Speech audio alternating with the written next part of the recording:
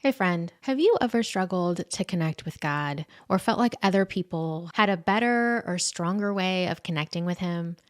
If so, then I'm really glad you're here because I've struggled this way as well, and I know other believers have too. And we're diving into this topic today and looking at how we're each uniquely created to connect with God. Your relationship with God doesn't have to look like anybody else's. And I'm bringing some tools alongside to help us out. So as we get started here, I'm going to reference a quiz that I created to identify the way that you uniquely connect with God best. You'll see a link here in the show notes. It's a quick quiz, and you don't need to stop this episode and go do the quiz now unless you're at a place where it's convenient to do so. We're going to be talking about this topic throughout the series, and I'm going to have that link available. So as you have time, you can go and take the quiz.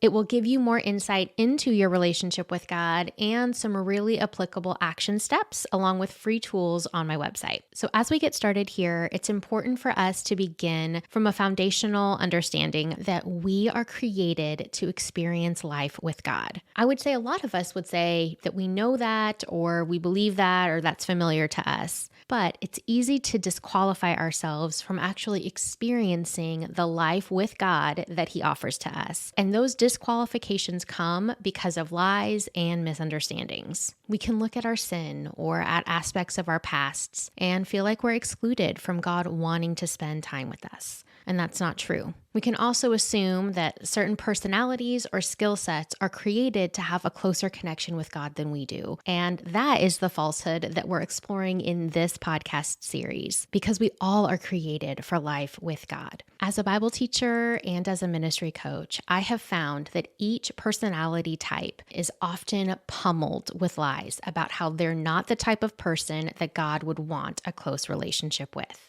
God created you uniquely, distinctly. And scripture is full of places where He tells us that He has created us for Himself and that He longs to have relationship with us. This common lie that plagues everyone is a lie for everyone.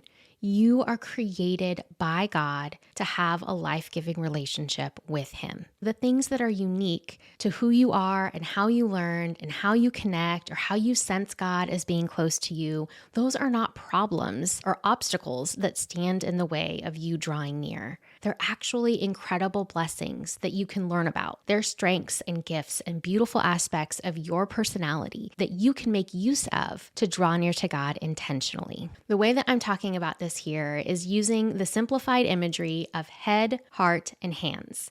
And before I get there, I'm going to read a passage of scripture for us from Mark chapter 12. This is verses 28 through 34. And one of the scribes came up and heard them disputing with one another. And seeing that he answered them well, asked him, so he's asking Jesus, which commandment is the most important of all?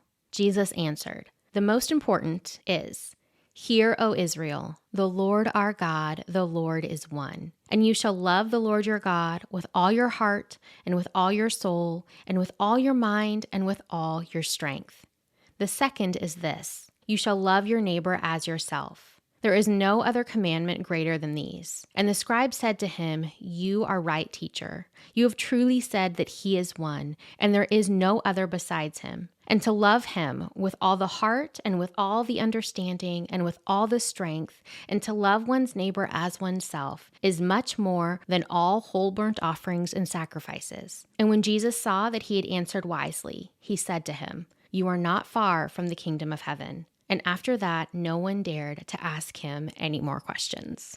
I'm referencing that here because part of what we get to experience in life with God is bringing our whole selves to God. We see that on display in this passage and in the greatest commandment, that you and I can love the Lord our God with our whole selves. You can love Him with all your heart and with all your mind and with all your strength and with all your soul. But the temptation is to box in what it looks like to love and to know God. Some of us are really good at loving God with our hearts. We bring our dreams and our desires to Him. We're moved by a sense of His presence near us. We connect with the tenderness and the loving kindness of God. Others of us find it easier to love the Lord with our heads. We enjoy learning and curiosity. We ask Him for wisdom, and we feel connected to God as we understand more about Him through in-depth study. Others are good at loving God with our hands. We love to create alongside Him. We're active in our community or serving at church. We demonstrate and cultivate that love by our actions and even by our disciplines. These are all good things, but what can happen sometimes is one, we aren't aware of how our personalities can help us grow in our connection with God, or two, by not knowing how we connect with God best, we miss maximizing those strengths to help us connect with Him in that way and in other ways, and that makes it harder for us to bring our whole selves to God. And three, we can disqualify areas of connection because we think that our relationship with God has to look like somebody else's. In this series, we are overcoming all of that. God has uniquely created you to bring your whole self to Him and to live life with Him. We can trust Him with our whole selves. And so we're asking Him to talk with us about it. And here's our question. God, I want to connect with you more, with my head, with my heart, and with my hands. What excites you about us connecting more in this way? Have a good talk.